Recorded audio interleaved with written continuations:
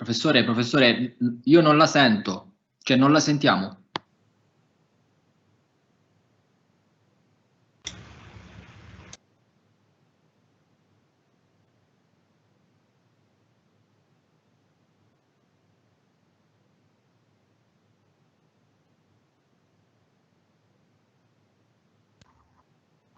Niente, prof, niente proprio.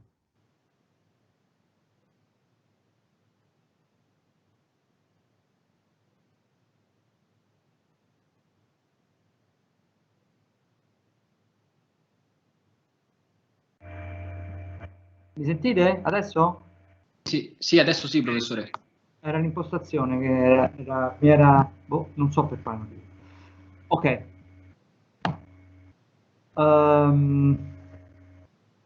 So we are talking about aeroelastic response, and in the static response is concerning the trim solution. You are considering a steady, balanced solution for a flexible aircraft. So the main problem is to find the trim parameter in terms of angle of attack and angle of aileron control surface for having a trim solution, but as a further contribution with respect to flight dynamics, also the deformation of the aircraft. Okay, this issue can be also viewed in another point, considering that in this case your lift is composed by a term given by the angle of attack and the flight parameter plus a aerodynamic derivative term due to the flexible degree of freedom. In other words, you could imagine to have a coefficient like the lift coefficient, comma, alpha, a lift coefficient, comma, delta.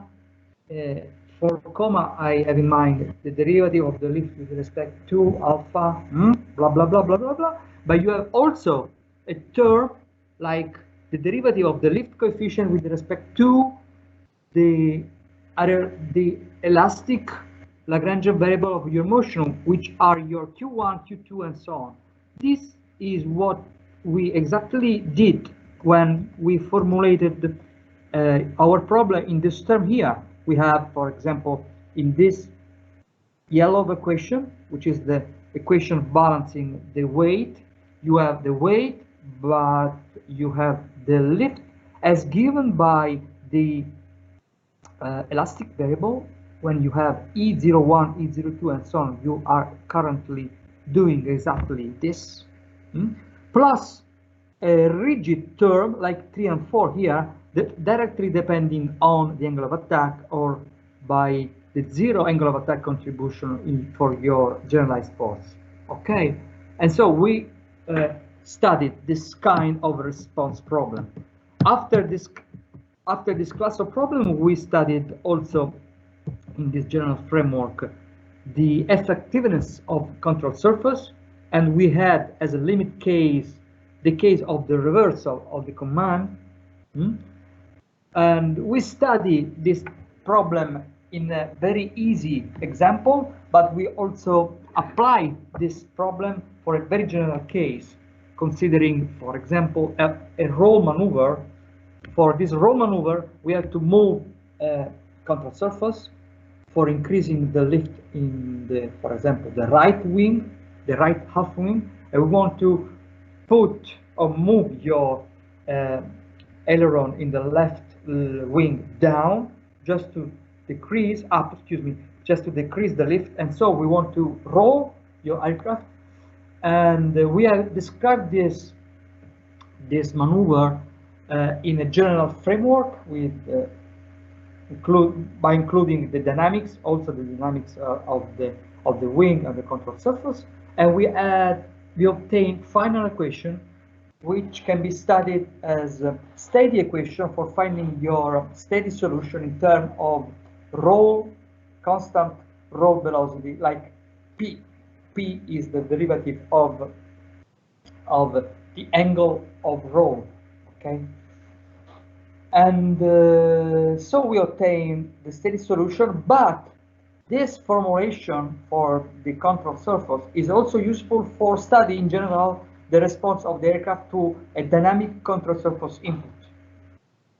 And so we move in the second part of the response as block, just studying the dynamic response to a control surface, which is not focused on the steady solution, but this study is focused on the dynamic response of the system. Imagine to be a pilot, you want to push up and down your aileron surface, just you want to give a perturbation with your control surface, and this is the case. In this case, you want to consider this general equation for your system response. Excuse me. Okay. I'm trying to go ahead, but we have delay in the system, of course. Okay.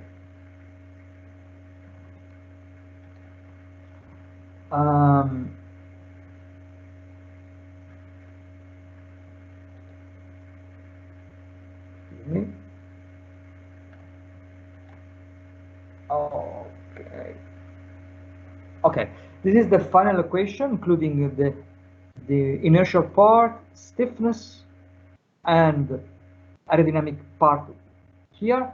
And we have included an equation, a specific equation associated to the aileron motion, but this aileron degree of freedom is not a modal coordinate, and therefore we have this equation coupled with the other one, but the subspace of equation here is decoupled, completely decoupled in terms of mode of vibration, but is coupled here in terms of aerodynamic coupling, as you can see here. However, in this system, you have an input, which is the torque you want to apply for moving your control surface, like M, tilde is for the Laplace transform. So this torque is forcing actually the first equation, but this equation is coupled with the rest of the other equation. Therefore, this equation is able to force all the other in term of inducing your roll motion, which is what you want to impose. However, in this case, this dynamic response is a very standard dynamic problem. You have an input in terms of your torque, and you have an output in terms of your phi roll angle, delta for the aileron, and the modal coordinates Q1 up to QM, which are the modal coordinates associated to the aircraft deformation. Okay? But we have the last, but not the least, very important response, aeroelastic response problem, which is the response problem to a gust. So we have to consider a gust as an input. And this is the first issue of your job today. But before studying this specific issue here, I want to have with you some complementary issue on design. In particular, I want to focus with you the attention on the relevance of the sweep angle. The sweep angle. How the sweep angle may influence the aeroelastic performance of an aircraft in terms of reversal, in terms of divergence, for example. Okay, so the issue is the following. We want to see how how the angle of sweep, like this,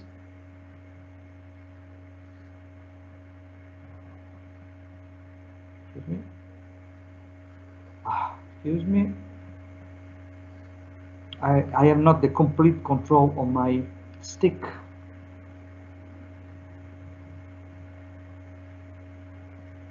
Okay, so we have the leading edge line, the trailing edge line. This is the flow, and this is the mean line, for example, to 1/4 chord line, and this is the typically the sweep angle or lambda angle. Okay. First question, is this parameter able to influence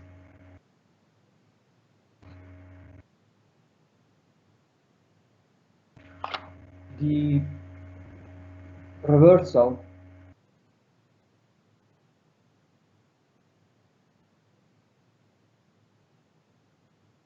or in general the effectiveness of your control surface?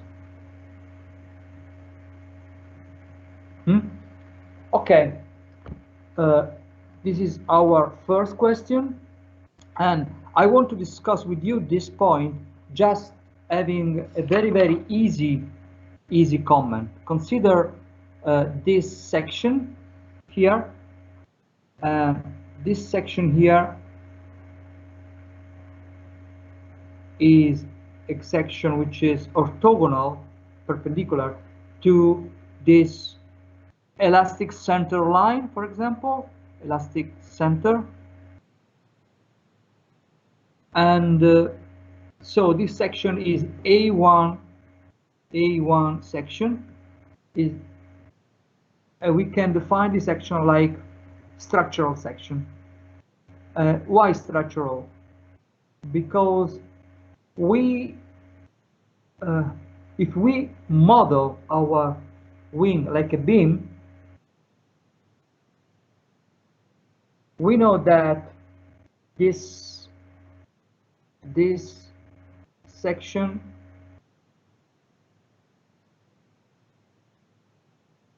keeps rigid.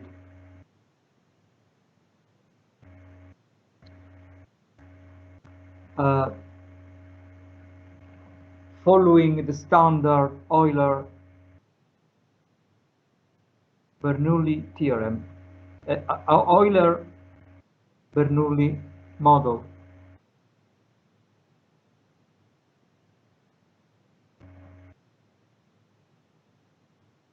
Okay, but we have another section, and this section is this here.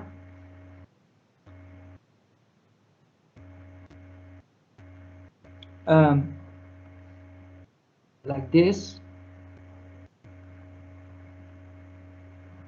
and we can indicate this section like AA, and AA can be defined like an aerodynamic section.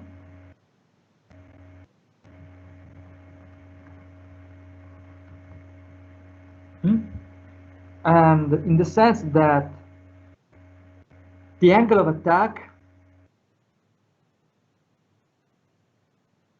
is defined with respect to the rotation of this section.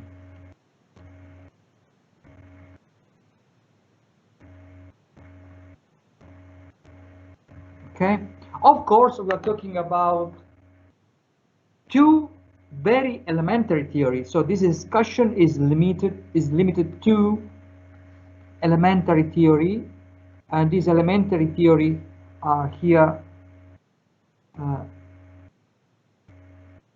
Elementary theory are here addressed, talking about Euler-Bernoulli model, which is an elementary theory for a beam, and we are talking about steady aerodynamic modeling in terms of angle of attack of a section any section here is considered to be separated by the other. Okay, so consider these elementary theories not singular, and consider, this is another point, consider a flexible motion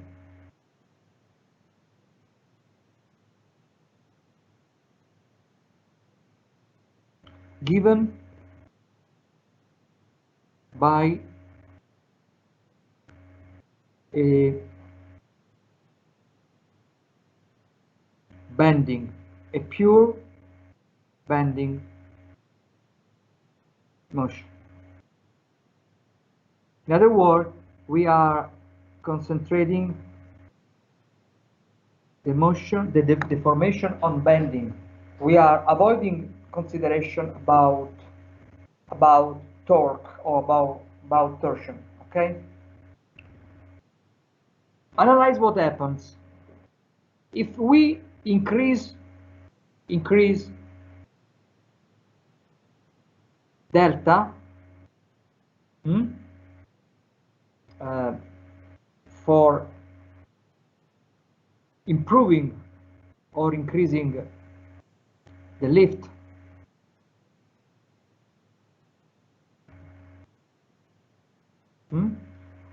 We have as a consequence a bending deformation, a vertical bending deformation.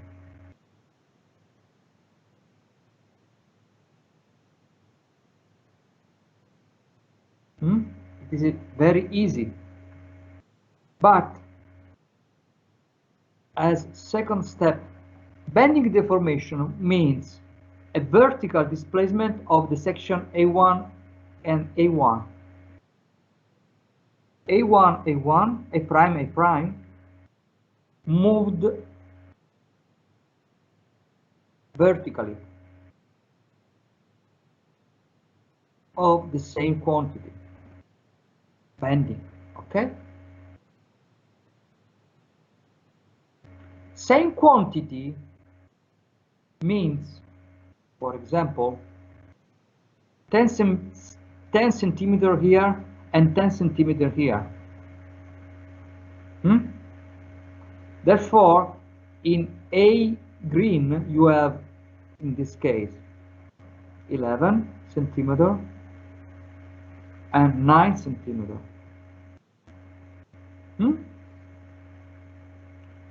And what this implies?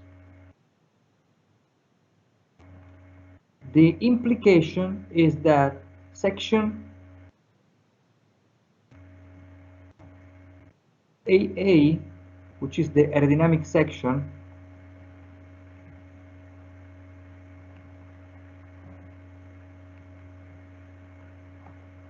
are decreasing the present angle of attack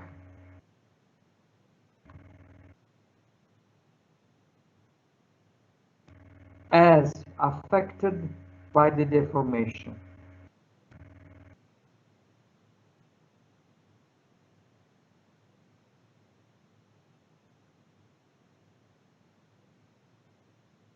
And so this means aeroelastically that you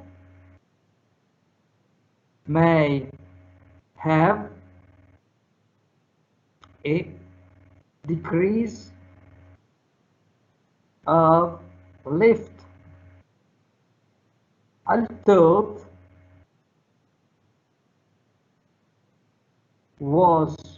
it was your intention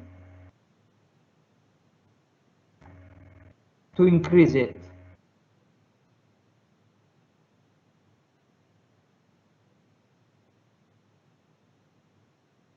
Okay?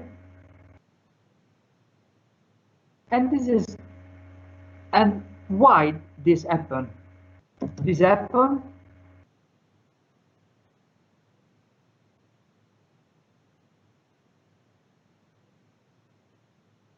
because you have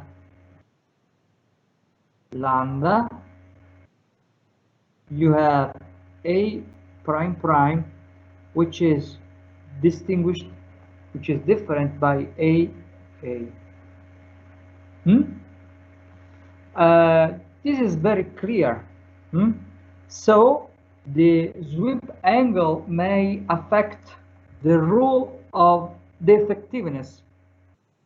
This is the role. The sweep angle may affect the effectiveness of trailing edge contour surface.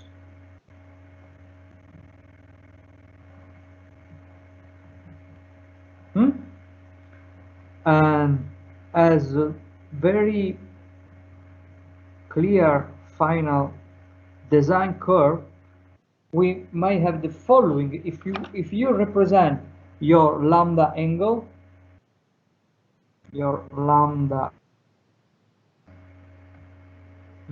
the x-axis, you have a 0 value, so this is a rectangular wing configuration.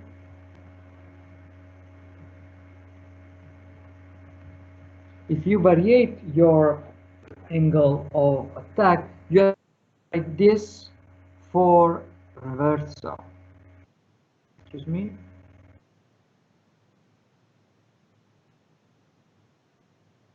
You may have the following. And this is the U reversal. If you increase your contour surface effectiveness decrease, okay?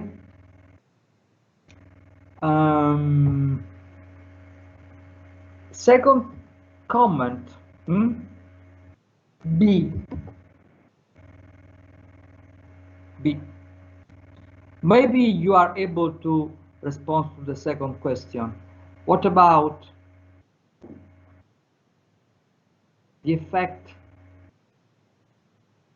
of lambda on divergence velocity?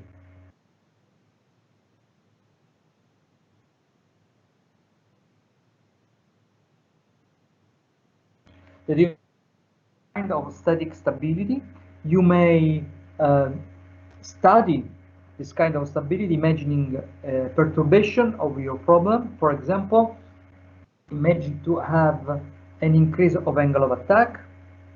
Okay, if you have an increase of angle of attack,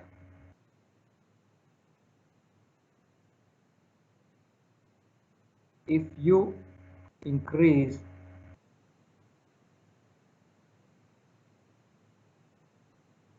angle of attack, how, for example, increasing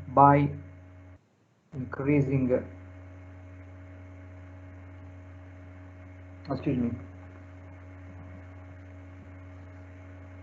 nothing, excuse me.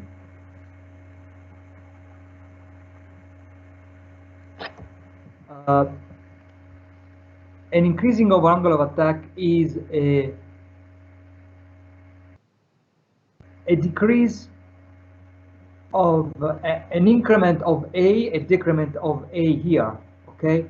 But this implies that you have a different situation as concerning this. You have to imagine this. Excuse me.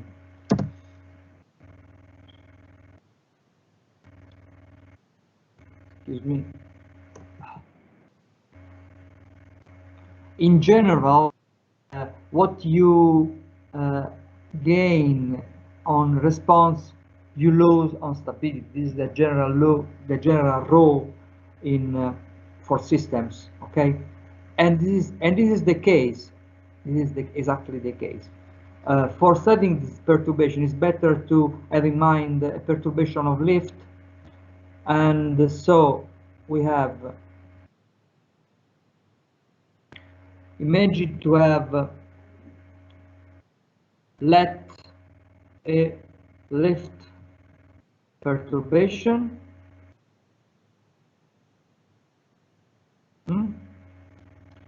we have a bending deformation,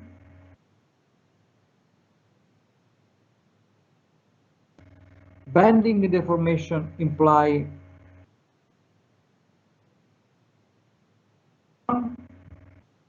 exactly the same kind of story, and so this bending deformation means that you have same level of displacement on leading edge and trailing edge, and therefore in AA we have a decrease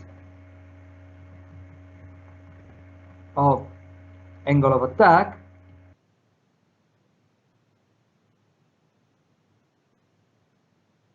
and therefore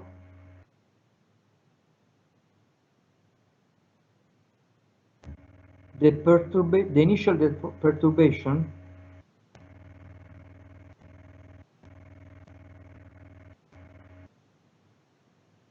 is dampened out.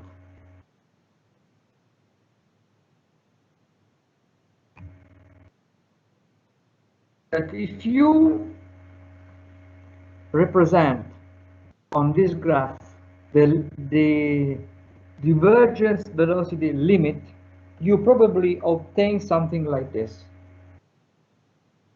And this is the U divergence. Okay, so we have this opposite trend for velocity reversal and divergence velocity. Okay, in this point of view, I want to do a note.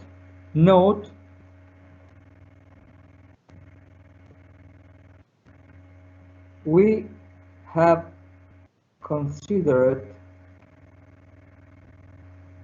as critical in this configuration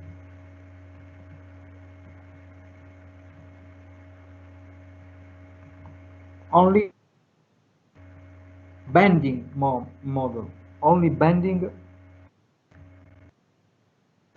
mode or degree of freedom. Of course, the torsion is relevant. What I see, what I want to is that in general, when you have a wing with a sweep angle, you have bending and torsion mode of vibration. If the bending were the critical mode, for the bending we have this kind of discussion which has as a conclusion that the angle of sweep is a good solution for divergence, is not a good solution for control surface. Okay, so this analysis is therefore limited to bending, to flexible motion only. So,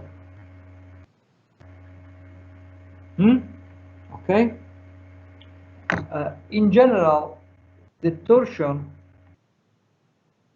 should be included, but we cannot do a general conclusion for the torsion mode because the torsion deformation is directly coupled with the aerodynamic and is always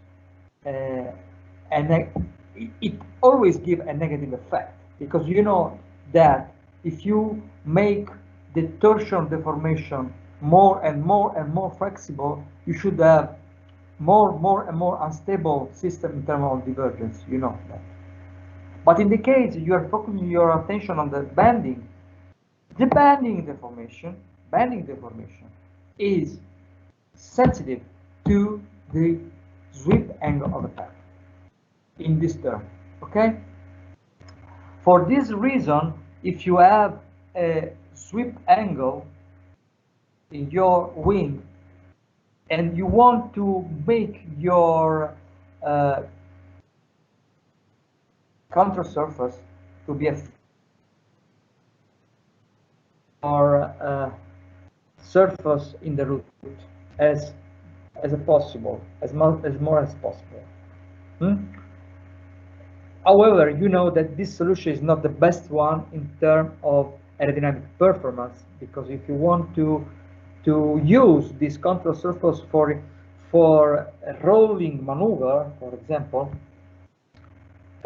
you want to move your contour surface at tip as possible. And so, for this reason, you have both the solution in general, one on the root and one on the tip. Okay. Okay.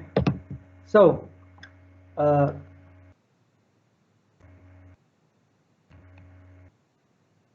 the torsion deformation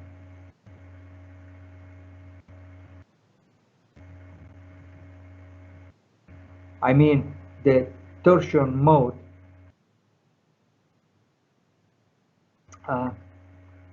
is not directly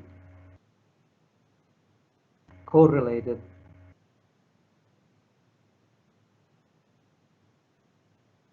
to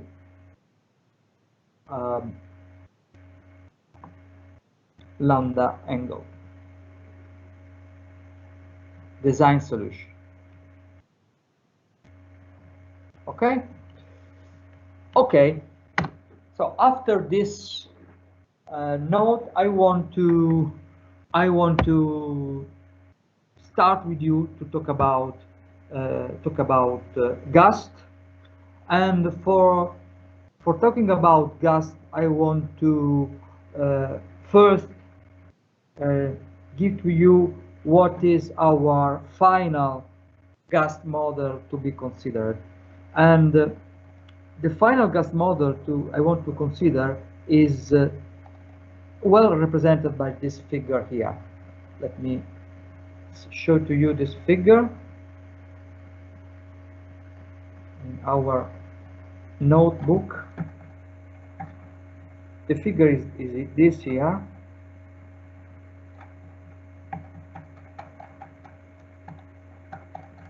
Oh, it is here. And so I want to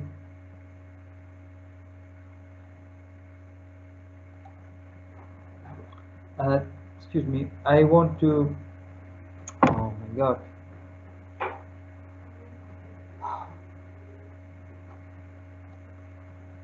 I'm sorry for this. I would like to prepare before this figure, but I want to show you clearly what I have in mind for gust, what people have in mind for gust in elasticity in general.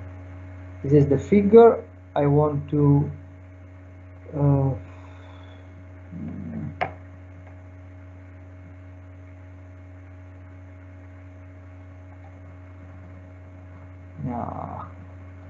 I changed the computer, so I have a new computer, and so okay, fine, okay.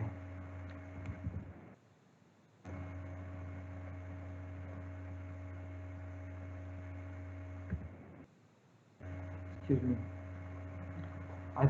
I already find this. Maybe I want to capture this image. I use this. Okay, thank you. Okay, okay. And this is our gust model. it consists to have, to imagine to have a perturbation model in terms of velocity. So this profile here is the profile of velocity. And in particular, this graph is representing the flow velocity. And so we have this kind of field. So this is our just idea, picture idea. Imagine to have something like a carpet with this wrinkling, and you have an aircraft that you have to encounter this carpet. Or if you want a similar image, you can imagine to have a bump with your car. You have, this is the ground, and this is your car.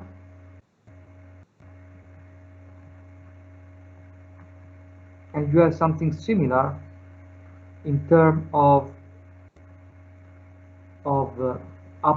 bump obstacle like this.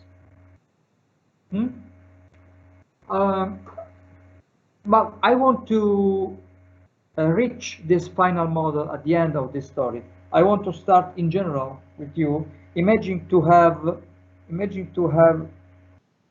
the fluid velocity. The fluid velocity is composed by two terms.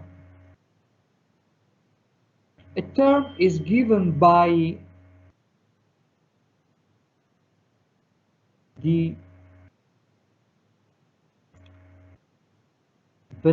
flow velocity induced by aircraft motion.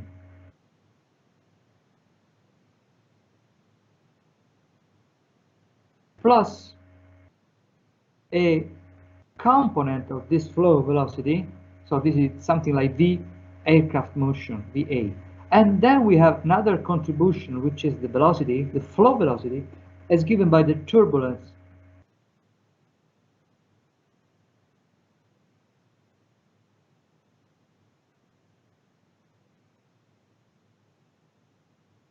So in general, the situation is the following. We have a turbulence here, and this is your aircraft flying.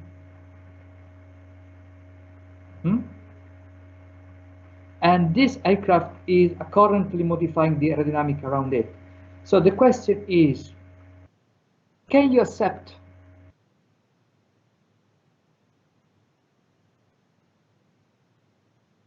or not accept to consider this two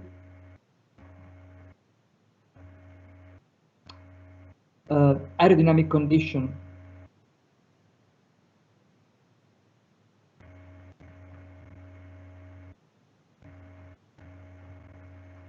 uncoupled?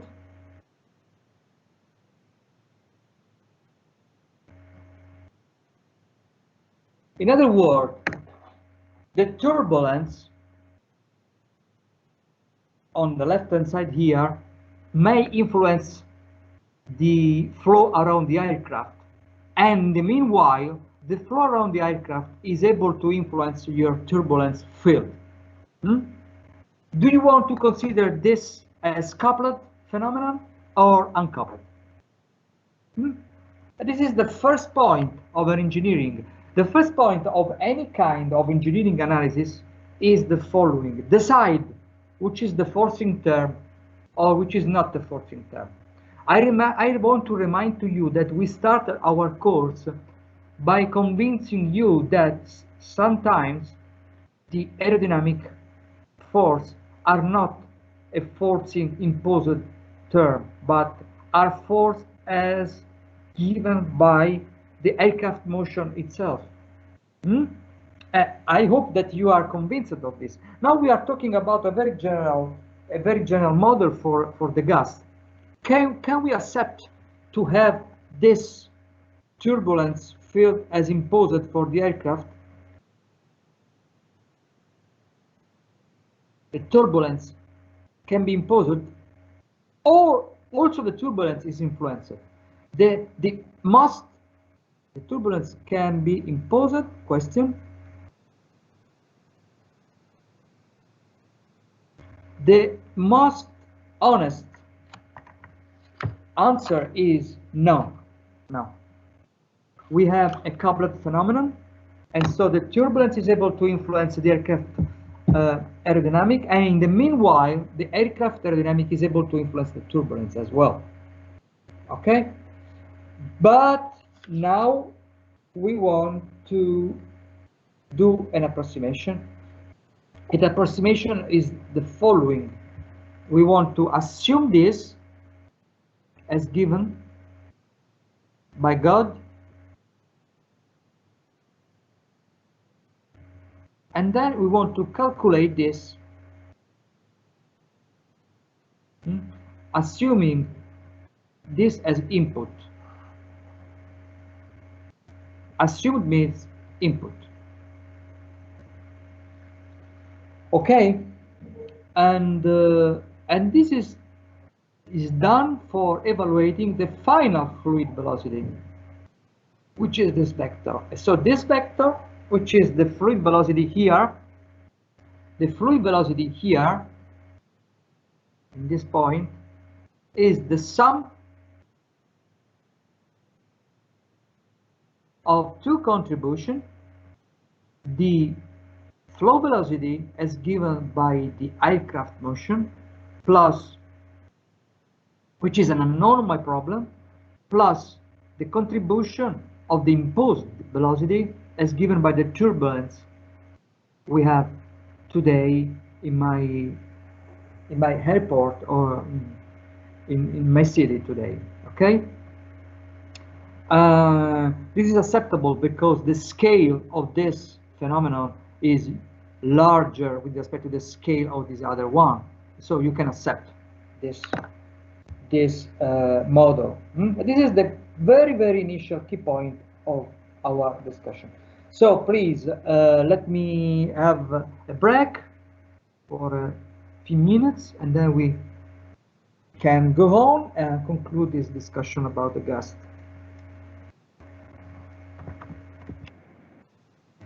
Thank you.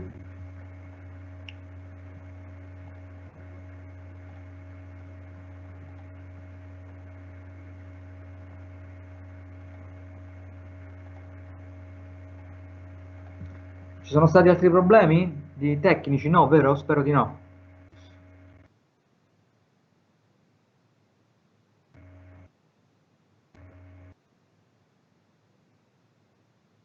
Poi sarete tutti quanti dormendo probabilmente, quindi neanche mi rispondete.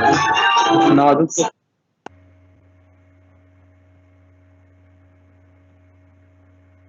Io penso che voi a volte non ci siate. Questa è una cosa bruttissima di questa esperienza, di questo Covid, di questi mesi, però che vi devo dire? Siete la generazione del 2020.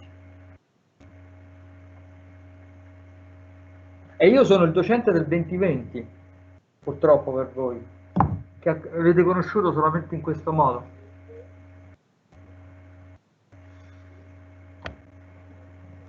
No, vabbè, professore, per qualche giorno l'abbiamo vista anche fisicamente. È stato un momento emotivamente indimenticabile, penso, spero. Sicuramente, breve sì. ma intenso.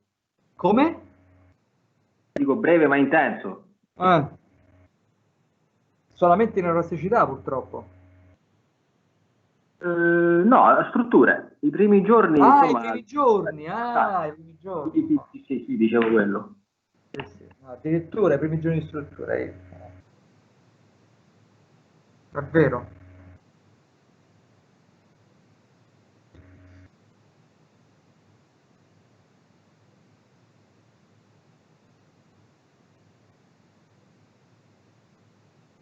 Per favore, ragazzi, dunque, i questionari Office riuscite a farli da soli autonomamente o avete bisogno del codice?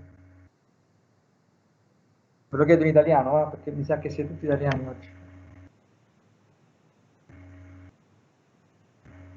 Mi pare che possiate farlo da InfoStud autonomamente.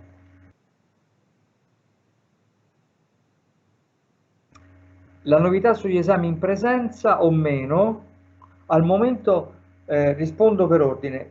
Innanzitutto, uno, fatemi vedere se posso parlare italiano.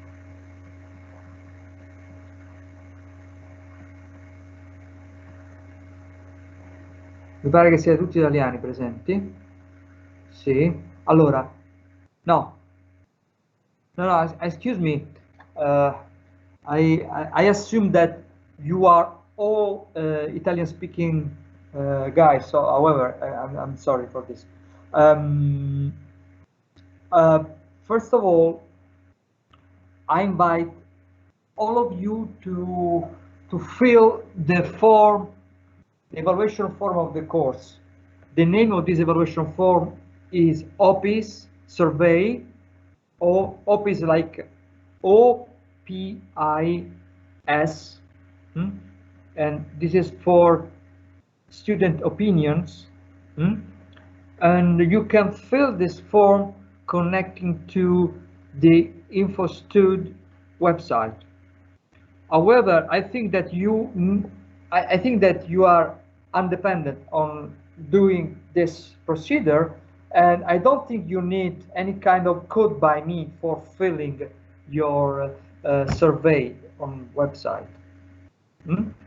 Please check and do this survey before the end of the course. So I will recall you anytime in the next 2 weeks up to the end of the course. Okay, so please. This point. Second point, the news about somebody asked to me news about the exam way of typology, the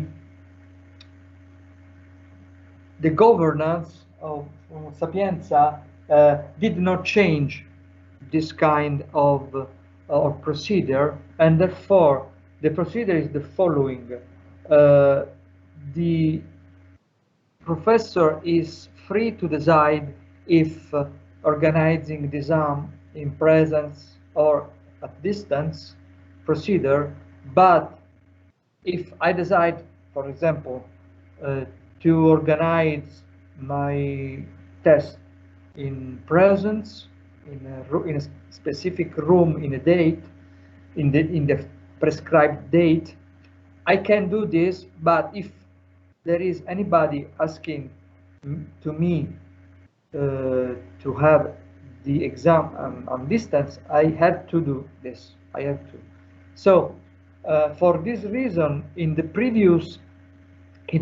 all my previous exam in this course and other course I had, I decided this pandemic period to organize the exam in distance for everybody. Okay, so the present role are professor decide, so I can organize the flag in InfoStud deciding presence everybody or distance everybody. But if I decide presence to everybody and there is anybody asking to me, no, but I want to, I am in Paris because I am French people and I want to do my, or I am in Salerno and I have to perform my exam in my home in Salerno, I have to organize a distance exam for that people. Okay, so this is the rule at the moment. And it is my intention to organize directly the exam in on distance. But if there is a majority for you who want to have the exam in presence, I am happy to organize this in presence. At the moment, I am in my room, my office, and I am here typically daily, and I have no problem to be present in the faculty. So please, if you have any kind of feedback on this, you are very welcome. Did you have any feedback? Did you have any feedback about this?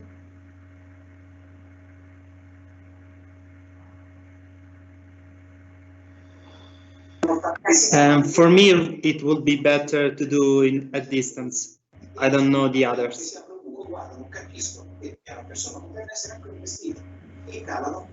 You can write on the chat. You can write your opinion in the chat, just to have global idea. Can you write something in the chat? You can write, I prefer distance, I prefer presence.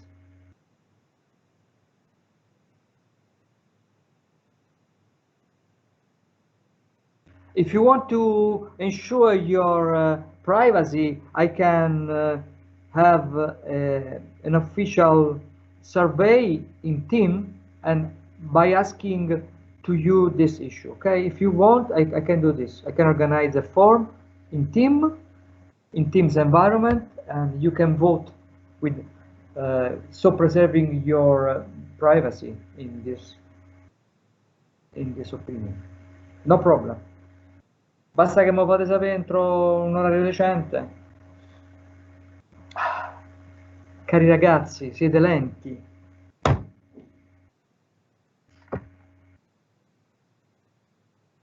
Zero. Guardi professore, le stiamo rispondendo tutti in chat. Ah sì? Io non vedo niente. Forse ah, ok. Oh, no, perché non vedevo assolutamente niente, solamente c'è un ritardo tale per cui... Ok. Professore, mi scusi, ma l'esame è scritto? L'esame, ho detto, l'esame c'è una parte scritta di un'ora e mezza, di carattere per lo più teorico, orale, cioè c'è una domanda fondamentalmente orale, può esserci l'esercizio, ma molto molto indicativo, e poi c'è quindi una parte scritta, e poi c'è una parte orale, visto che quest'anno, come anche qualche anno fa, non abbiamo fatto nessuna prova intermedia scritta, anche perché è bene non farle le prove intermedie scritte, perché non sono affatto raccomandate nella didattica orale. Qui non c'è un esame scritto ufficiale in questo esame, e quindi l'orale si fa o totalmente orale o può essere supportato da una prova scritta, ma di contenuto, non di esercizio, ma di contenuto sempre di carattere teorico. Ok? Della durata di circa un'ora e mezza, non di più. E quindi c'è questa prova che sarà su alcuni argomenti svolti durante il corso, e poi ci sarà un'ulteriore domanda all'orale, ci sarà un'ulteriore domanda sulla parte teorica e una domanda finale, quindi una terza cosa, che è la discussione dell'esercizio che avete svolto. Ok? Esercizio in cui ultima prova di esercitazione vi verrà presentata domani. Ok? Ok. Ok, perfetto. I talked about the final exam. The final exam is composed by 3 parts. The first part is a written part of about 1 hour and a half time on theoretical question. Maybe some very, very easy numerical, but in general theoretical question on the course, on the several parts of the course. And this is the first First part. After this written part, there is a final oral part of the exam, maybe the day after or same day later. We decided the calendar of this written, and the written part is in the first day of the call of the exam. For example, the first call is on January the 8th, if I remind well. So on January the 8th, you have the written part, and the day after, which could be I don't know the calendar, but probably the 9th, the day after or 2 days after, you have the possibility to have the second part of the exam and conclude the exam. Or if you want, you can move this second part later, after a week or after 2 weeks, and stop. This is the ranging, the maximum time ranging of the exam is 2 weeks from the first day. And you can decide to have the exam in the first day and the maximum the second one, or the first day and the last one. You can decide. And you can organize as a consequence. Okay? Okay, so please, I recommend let me know if you are able to have your survey by InfoStud in an autonomous way, or you need to code for do this. Let me know, please. Okay. Carinci, do you have a question? Professore, diceva a me? Sì, ho visto che avevo il microfono. L'avevo ringraziata solamente. Ah, ok, ok. Okay. So, go back.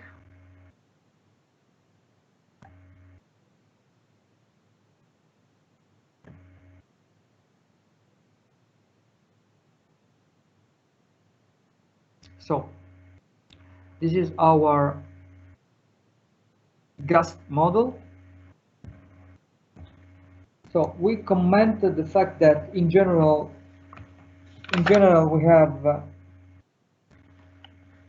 we have velocity induced by the turbulence, and typically, for example,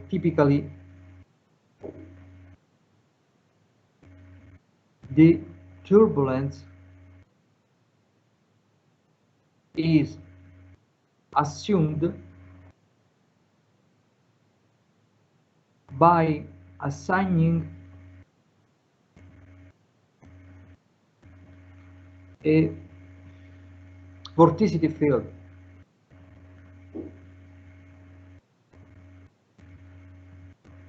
How do you represent the vorticity in fluid dynamics? With the symbol omega or zeta? What do you prefer, omega or zeta for vorticity? Excuse me? Zeta. Zeta, okay. So zeta, okay. And so if you have zeta, the Vt can be obtained by Biot-Savart generalized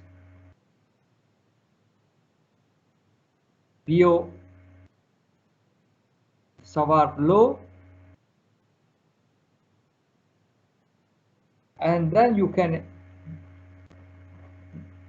express your Vt like the velocity induced by the turbulence field, like this, and I want to be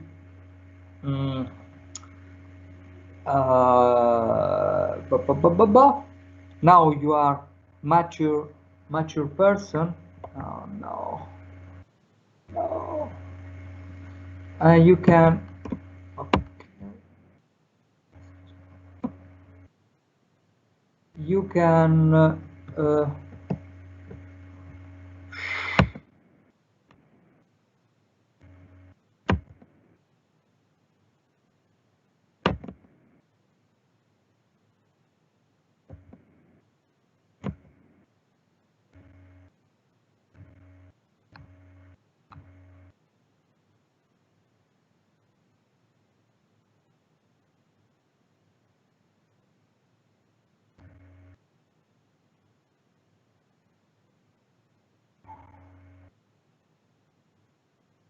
Oh, thank you.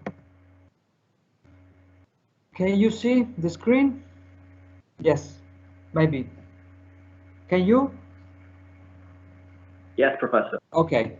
Okay. So if you want to see this induced velocity by the Biot-Savart law, you can state that the velocity induced by the turbulence in the point x star is equal to a wedge product, the curl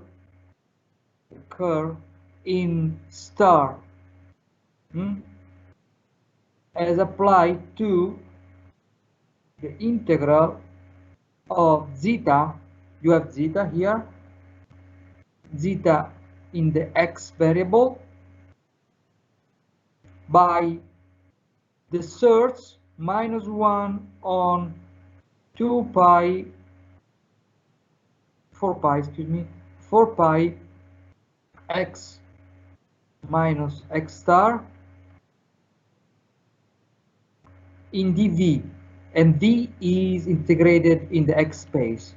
So you are master in x and x star variable at this point. I hope so. So this is the generalized formula for evaluating the velocity of the induced by the turbulence in a point. Imagine to have a turbulence region like this. You have this turbulence region, and here you have zeta not equal to 0 in this zone, and you want to know the velocity induced by this vorticity in this point. And you have to use this formula. You have to use this Biot-Savart. You don't have only an elemental filament of vorticity. You have a region, a distributed region with vorticity, and this formula is actually generalizing the Biot-Savart concept. So honestly, you should consider this turbulence distribution, evaluate the velocity, and then you have to assume this velocity as given by God. And you are assuming that the aircraft flying is not able to influence your vorticity region at all. This is the prime assumption, okay? Then, after this assumption, we want to go ahead to our model, and at the end we have that V fluid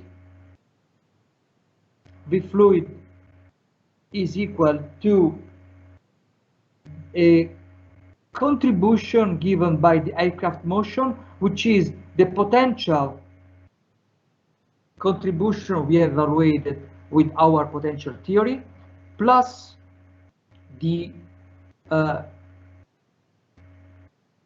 turbulent contribution given by the vorticity distribution, which is actually influencing your field. Okay, so when you impose your boundary condition, you say that the V body normal component on the aircraft is equal to V fluid dot n. This is our standard unsteady boundary condition. This is all the same, always the same formula. But in this case, we have fluid here. In this case, we have that the body normal component in the point of the surface is here equal to the phi on the n, which is gradient of phi dot n, plus n dot v turbulent, and this is an input.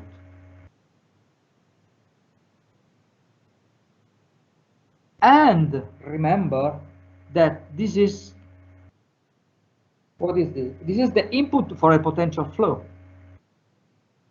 Okay, so this is the input for the potential flow.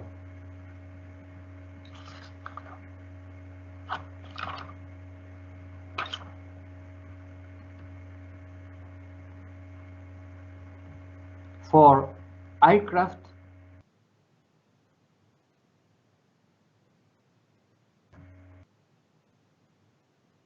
okay?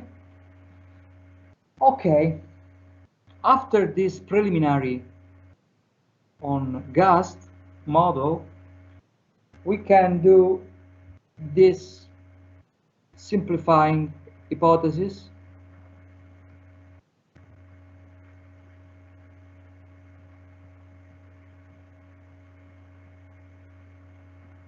And the simplified hypotheses are the following. First of all, the gas is frozen.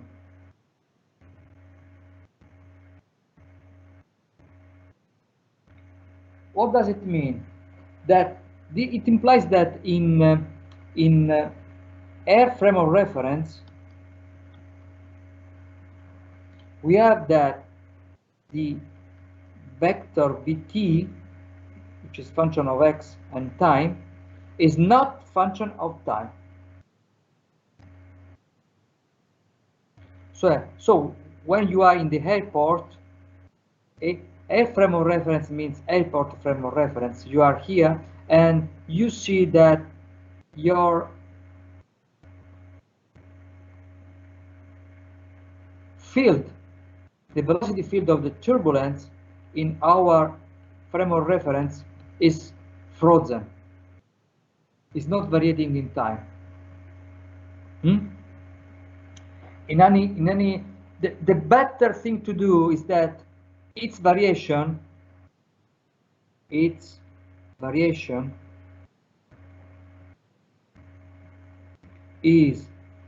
slower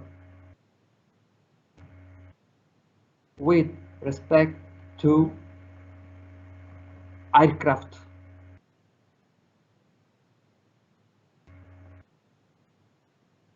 Time variation.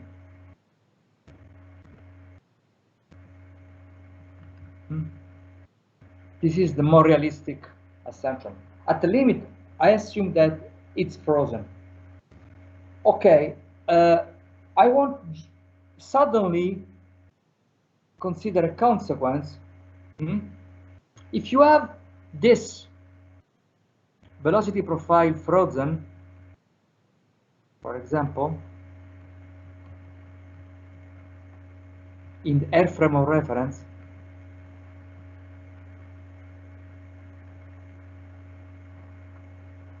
and this is the aircraft, what happens in the body frame of reference, in the aircraft frame of reference, which is this frame of reference here. It is the computational frame of reference. This is moving with u infinite velocity. In body frame of reference, we have that the velocity of the turbulence velocity in a point xa in the body in the air frame of reference is equal to the velocity in a body frame of reference. Excuse me, this is the air frame of reference A. Excuse me, is equal to the velocity in the air frame of reference minus u infinite by t. Okay. In other words, if I see this, the turbulence velocity here, and I can see this velocity perturbation in this frame of reference, okay, but which is fixed, and I can see this in this frame of reference, which is moving, the same point, and this is the XA point in this frame of reference, this is the XB point in the body frame of reference. I'm sorry for this confusion. This is B for body, and this is A for air. Excuse me. Okay? And we have this trivial relationship between XA and XB. And this is the relative motion between the two frame of reference. Okay?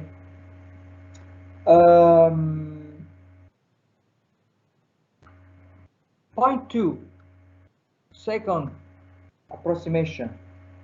The VT does not depend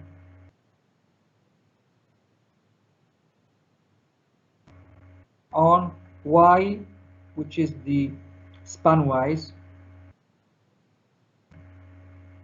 direction. This is the, we can call this as a carpet hypothesis. This means that in this direction we don't have a variation of turbulent velocity, as you can see here. But this is easy to be accepted because we are flying with a velocity of about 200, 300 meters per second. Okay, you are at Mach 0.5, Mach 0.6, so we are around 300 or 400 meters per second. So the relevant perturbation is the vertical perturbation. The side perturbation is negligible with respect to the other. Okay, in the body frame of reference. In the body frame of reference. So this second hypothesis implies that the derivative of V turbulence with respect to Y direction is equal to 0 in both frame of reference, body or air frame of reference, the same. Okay. A third hypothesis. We have a vertical, we have a profile of our VT. At this profile, this is the X direction, is varying. At this profile has a characteristic length like this, for in this case. Then after this length, we have a variation. And this is my aircraft. Please consider this point, please. And what about a comparison between this L and the aircraft length? Aircraft. This is the typical length of our turbulence. And this is the typical length of the aircraft. If you can assume that LT is greater than LA, then look, VT in the body frame of reference, which is X, a reference point minus U infinite T,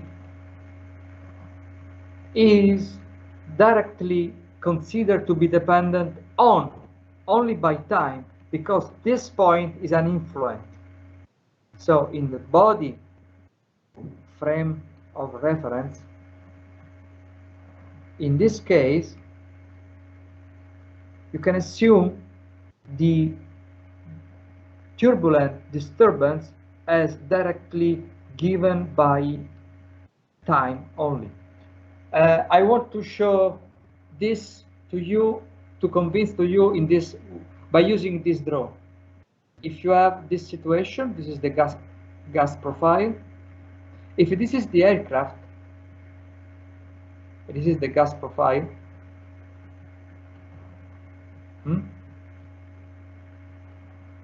If you fix a time, t, and you want to variate this xb is a point in the body frame of reference. So you are moving from, you are frozen the time, and you are moving in the fuselage by the tail to the pilot cabin. Can you see any variation in your gas profile just down in your feet in your aircraft? No, in this case, because here you have practically constant value of the perturbation. So in this case, the perturbation is the same for all the aircraft, you are not sensitive to this x variable. Okay, and this is an assumption. And this is an assumption, important assumption. So, in the body frame of reference, we are assuming practically by this hypothesis that Vt is only function of time, period. So if you want to assign this curve, this is not the case. You are assuming this shape, but the perturbation in a time is the same along the x direction of the aircraft. Okay, and this is not the bump of the car, of your car, because this is very small with respect to the aircraft typical length characteristic. This is not the case. The hypothesis number 3 is not applicable at all in the case of your car. When you have a bump in room, at the center of a room, you have a boom, boom, not boom. Okay? You are sensitive to the length of the bump. But in this case, in this hypothesis, you are assuming that you are not sensitive to the length of your obstacle, which is your gust. So, your gust profile is just a time function. Just a time function. As a very last hypothesis, you assume that the gust is vertical. And therefore, Vt in the body frame of reference is a time function, and this is equal to the vertical unit vector k by a time function. And the time function is assumed to be w, function of time. So this is the only, you have only a scalar input, only a time scalar input for your problem.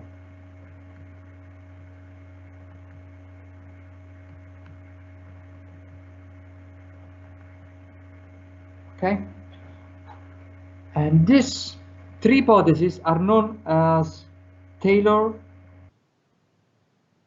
gust model.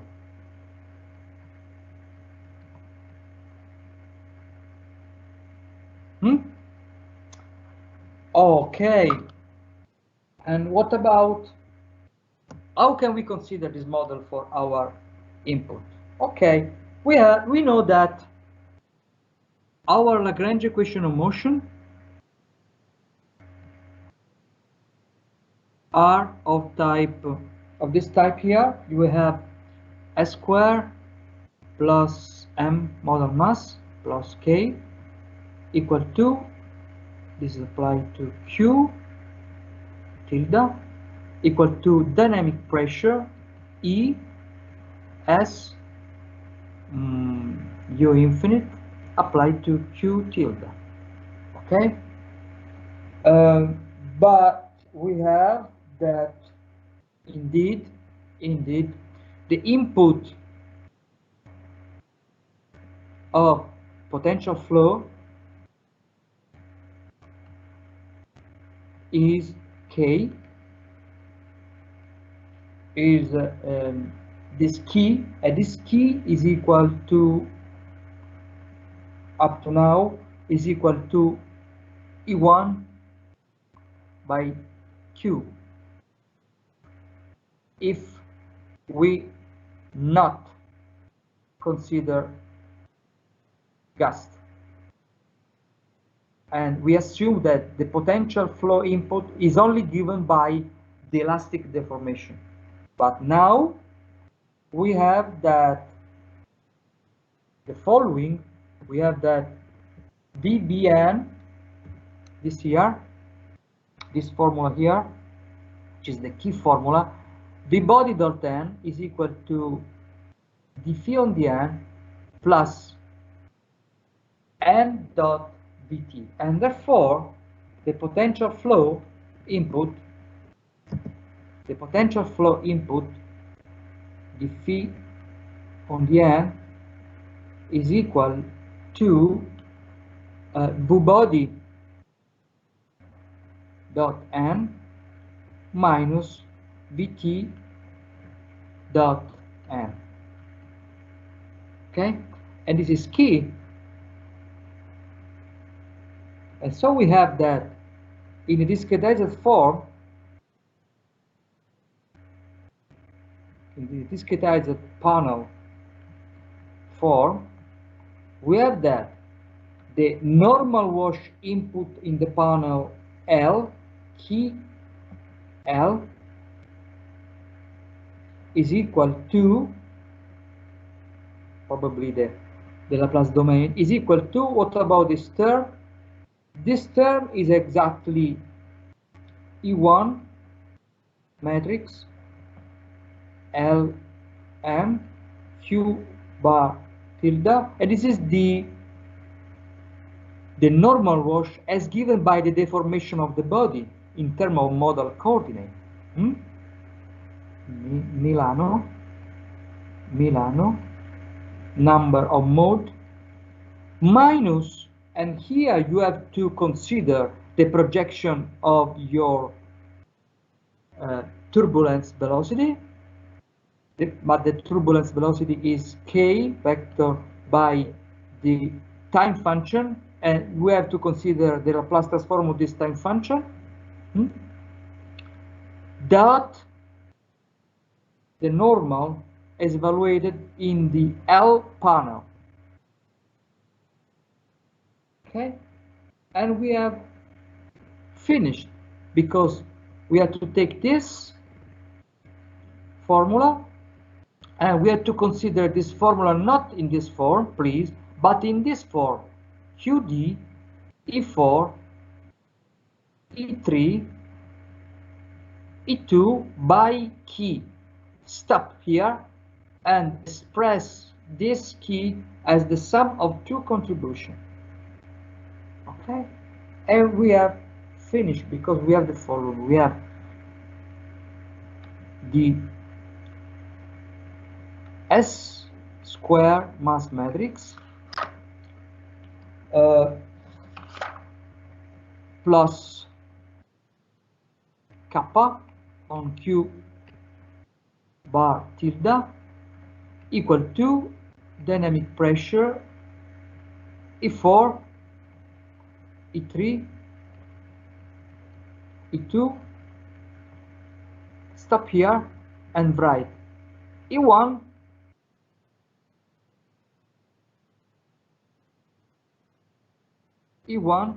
by Q, but we have also this contribution, and we can represent this contribution in component. So we can write in a synthetic way. In this way, we can write, for example, E1 gas vector, applied to the input, which is the gas profile. And what about this E1 gas vector? This E1 gas vector is a vector given by this definition, which is a vector E1 gas with the component like L equal to minus kappa, look here, minus kappa vector dot the normal to the panel L, just by this definition. Okay, and so we have finished, because we have S square M plus K minus dynamic pressure. This multiplication is the aerodynamic generalized force matrix E 4 3 2 1 function of S U infinite, and apply this to your model vector, and this is equal to a forcing term like this.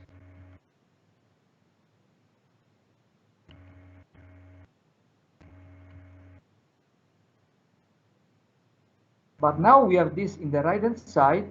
Excuse me, here we have a vector, not a matrix. You have a vector, not a matrix. GASP applied to the input vector W. So this is the input, and this is the output to the model coordinate, and your final transfer function is then given by, you have the output Q tilde model coordinate vector is equal to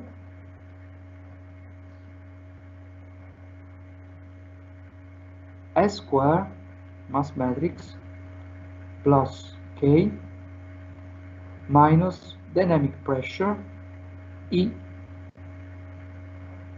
S U infinite to the -1 applied to dynamic pressure again.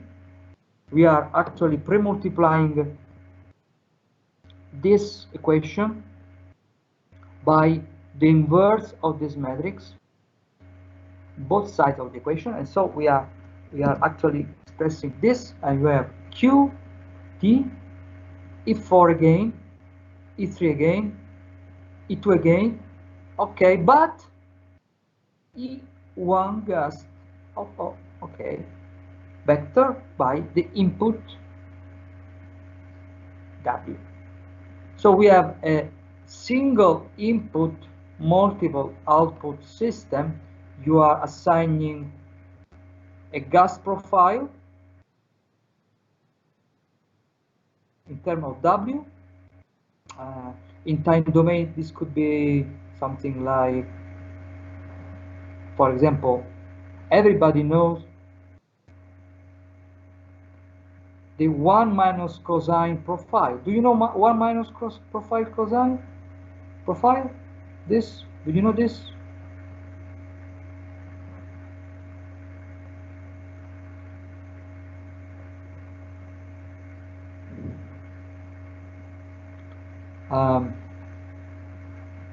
And you have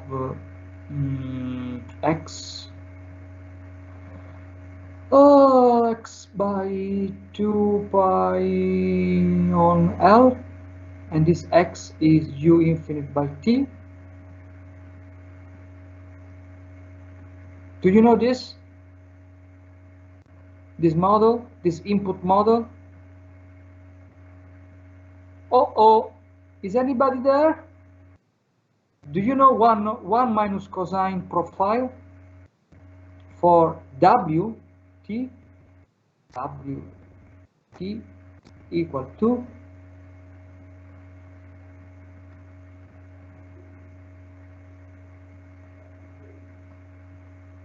guys, are you there?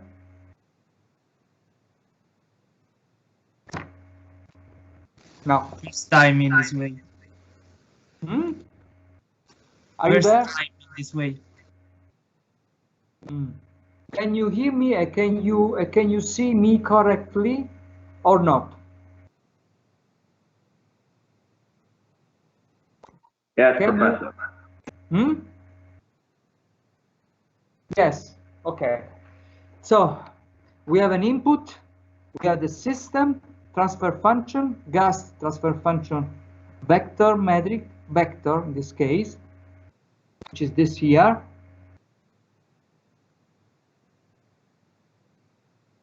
This is H gas function of S.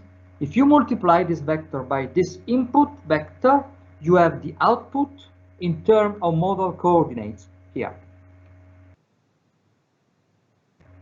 Okay, and this is a problem of aeroelastic dynamic response. Okay.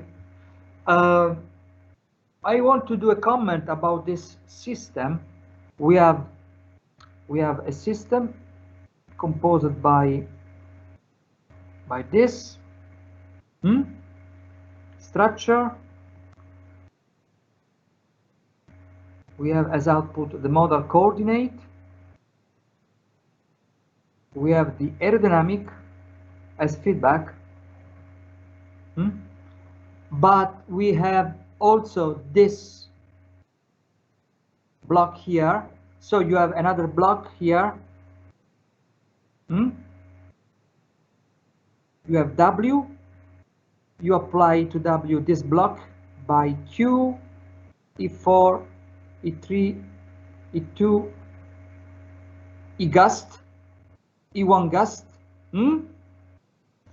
After this, you have this feedback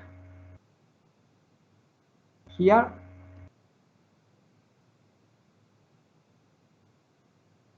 Given by your QD, but E4, E3, E2, and E1, not E1 gust, E1.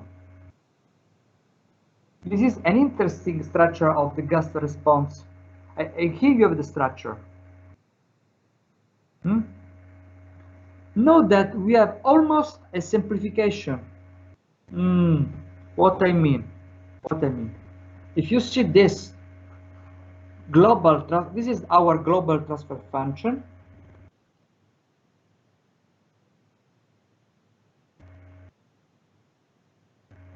This is H gust, and in this H we have a feedback, and we have this pre-block. We have a block given by this part here.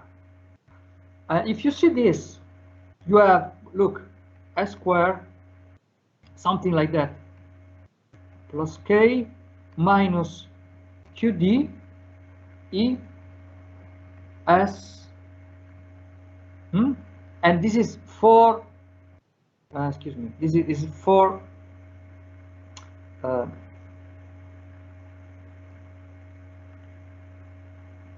3, 2, and E1, and at the denominator, excuse me, this is the denominator.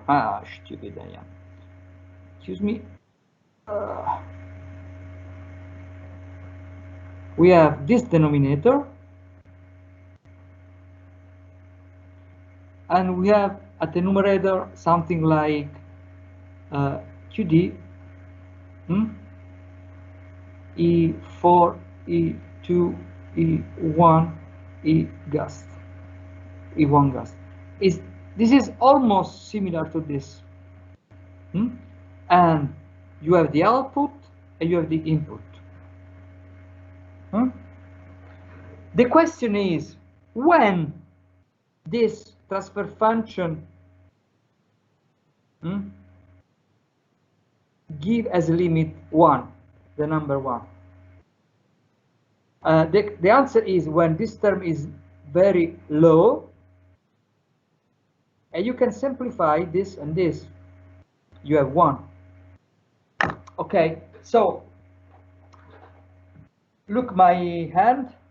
If you have a gust response problem and you are perturbing your aircraft very slowly, slow, with a very slow gust, okay, you have as input W, and as output you should have W as well, the unit transfer function. And this is true when you have a slow motion. So S going to 0, you have K equal to 0. And this is the case of rigid body motion, only a rigid body motion. And in that case, your aerodynamic in this slow motion is just guaranteeing to you that when you push with air the aircraft down, the consequence is the vertical translation of the aircraft with the same motion, just guaranteeing the boundary condition, no kind of permeability. So you are pushing with the air the aircraft, and the aircraft move up slowly. So in the output here, you have as output the modal coordinate corresponding to this vertical rigid body motion. So you are pushing with a rigid body profile, and in output you have the rigid body motion of the aircraft. This is what happened in flight dynamics when you are modeling the gust in flight dynamic. You have exactly this kind of situation. You have a slow gust, not a fast gust. You have slow gust, so you are not considering the dynamic of the aircraft, the model coordinate here, zero stiffness, no coupling with the elastic motion, but just a vertical rigid body motion, and so you have a trivial situation. But in the case of this aeroelastic coupling, you are considering also the case of fast input. For example, the case in which this profile is this time profile is very short. So you have a sudden gust, something like that. Oops. And you are able in that case to excite your high frequency dynamic in the rigid body elastic motion, and by this model you can represent as output any component of the model coordinate. Okay, so this model gives as limit the flight dynamic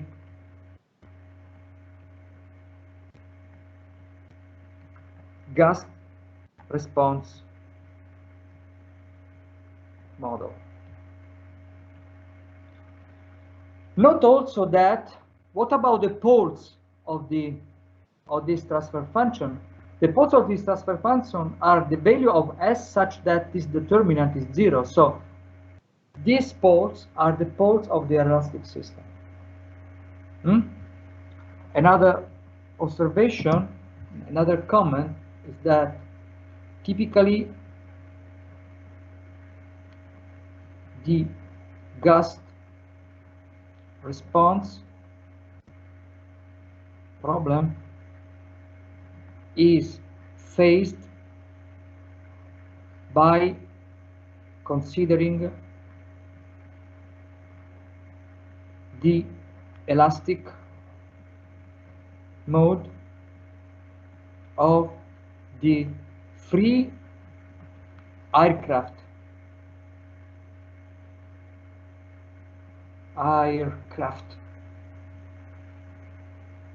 okay, so we include in the analysis the vertical rigid body motion,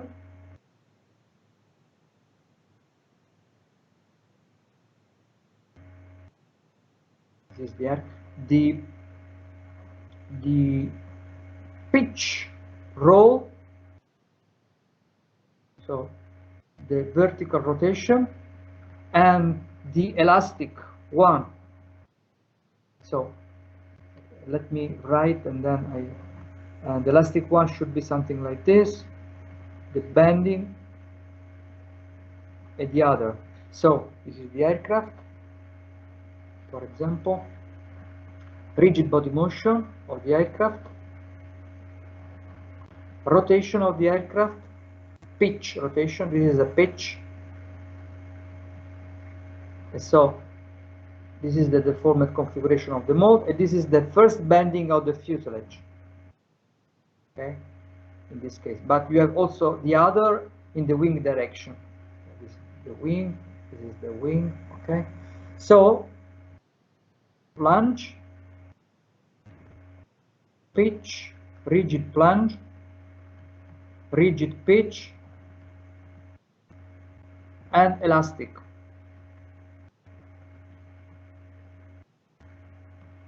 This is the domain of flight dynamic.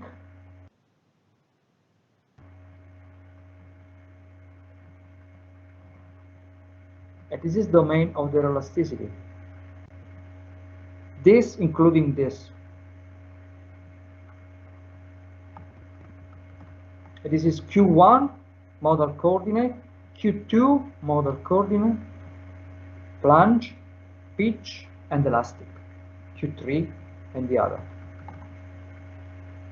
Okay.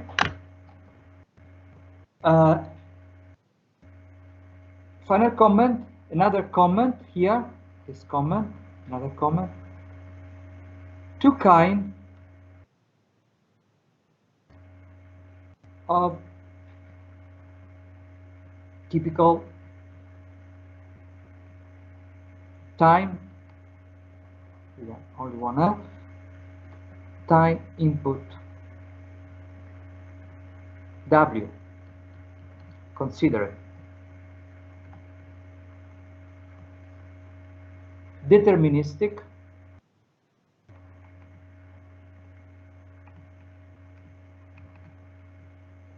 like W T equal to a typical gas velocity by 1 minus cosine 2 pi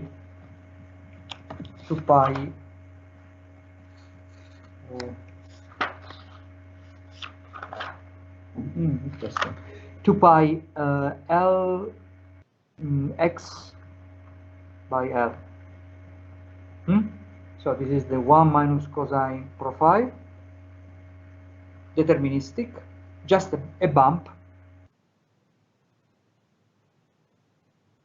okay, an obstacle. And then the second one is stochastic. Stochastic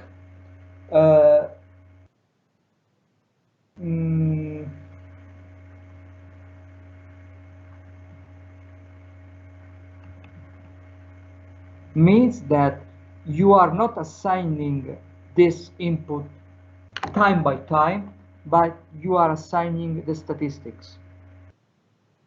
Assign the statistics of WT. And I want to conclude this lecture by asking to you, do you have any concept of power spectral density, correlation function, cross correlation function of a time signal? Question. Yes. Okay, so what I want to address to you next time is the following. The transfer function vector is able to transfer the Laplace transform of the input in the Laplace transform of the output, but the same transfer function is also able to transfer the statistic description of the input into the statistic description of the output. And the statistic description of the input is represented by the power spectral density of the input, and the system is able to transfer the power spectral density of the input into the power spectral density of the output. I will give to you some recap of this concept next time for convincing that this kind of analysis is relevant in aeroelasticity, because it's easier to describe the turbulence profile in input as a probabilistic description of the input, instead of assigning the input as a bump, a deterministic bump. It's more significant to describe the statistics of this input instead of describe this input time by time function. Okay? We will discuss this next time, and thank you for your attention.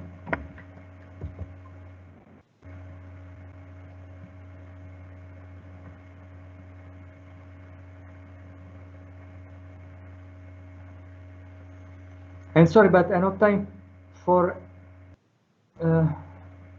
having minutes with you today. I have to leave roughly this meeting because I have another meeting later. And thank you for all.